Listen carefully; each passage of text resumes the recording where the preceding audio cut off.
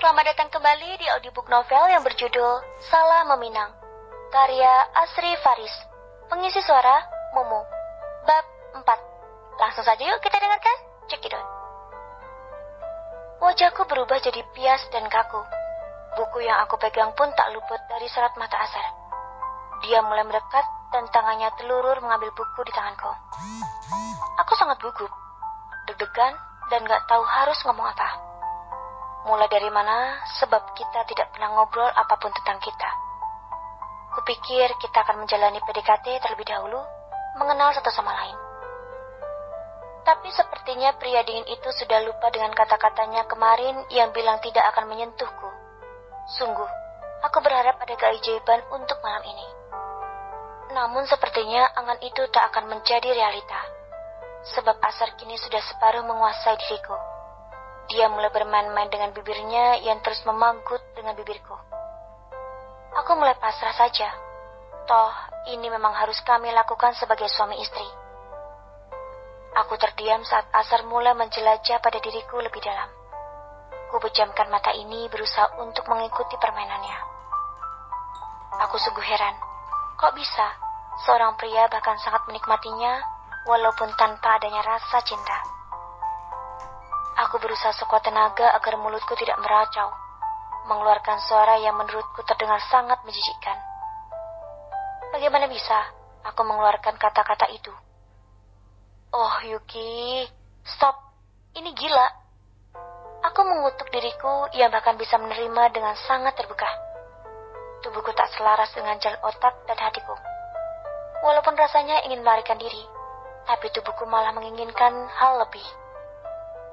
Gak konsisten. Aku berusaha menghalau mengabaikan rasa agar sejalan dan menikmatinya. Apalagi sentuhan Asar begitu sangat memabukkan, melambungkan mencapai pusara arus puncak kenikmatan. Asar melakukan dengan sangat lembut. Sudah malang melintang dan harus berusaha ikut juga menikmati permainan yang luar biasa ini. Bagaimana tidak, ini adalah sentuhan pertama tubuhku dan penyatuan yang sangat menggetarkan jiwa dan raga. Mungkin selama hidupnya akan dikenang. Kami melebur dalam hentakan irama yang selaras, hingga akhirnya lahar itu pecah, meluap dari kawahnya, dan kami seperti terdampar bersama, di tempat yang tenang, indah dan hangat. Aku mengerjapkan mataku perlahan, berusaha mengumpulkan kesadaran yang masih pergi entah kemana. Berusaha bertanya-tanya dalam hati dengan apa yang telah terjadi. Apakah setelah ini kami akan menjalani rumah tangga sungguhan? Atau ia bahkan tak akan pernah menganggapku ada dan hanya sebagai partner dirancang? Sementara aku masih dengan kebimbangan, Asar malah dengan nyamannya langsung terlelap. Aku mengedipkan mataku beberapa kali, berusaha untuk lebih sadar dan mengingat kembali setiap kejadian yang terjadi tadi malam. Meskipun belum ada perasaan, tapi entah mengapa, merasa kosong dan hampa saat aku terjaga dan Asar bahkan sudah tidak ada di kamarnya. Aku berusaha mengatur degup jantung yang berdetak tidak beraturan. Meskipun sudah mengusap-usap dadanya beberapa kali, tapi aku tetap merasakan pedih di bagian dada dan nyeri di pangkalan. Pagi ini, walaupun dengan gerak yang terbatas, karena masih terasa ngilu, aku tetap memutuskan pergi ke kampus. Setelah mandi dan bersiap dengan setelan kampus, aku berjalan perlahan menuruni anak tangga. Pagi, Non. Bi Emma menyapaku, lalu beliau menyiapkan hidangan di meja makan. Susu coklatnya, Non. Terima kasih, Bi. Aku minum dengan mata liar menyusuri sudut ruangan, berusaha mencari tahu keberadaan Asar saat ini. Bi Emma seperti mengetahui pikiranku. Tuan Asar sudah berangkat kantor, Non? Tadi pagi sekali. Beliau tidak sempat sarapan. Oh, aku hanya beroh panjang dan tak mau tahu tanya lebih banyak lagi. Sebenarnya ia ingin kepo dengan mencari tahu tentang karakter suami barunya itu. Mengingat ART-nya biasanya akan banyak tahu tentang majikannya, tapi untuk saat ini belum berani bertanya-tanya lebih dalam. Pagi ini aku berangkat kampus seperti biasa menggunakan ojol. Ada mobil dan beberapa motor di garasi rumah Asar, tapi aku sungguh tak berani memakainya.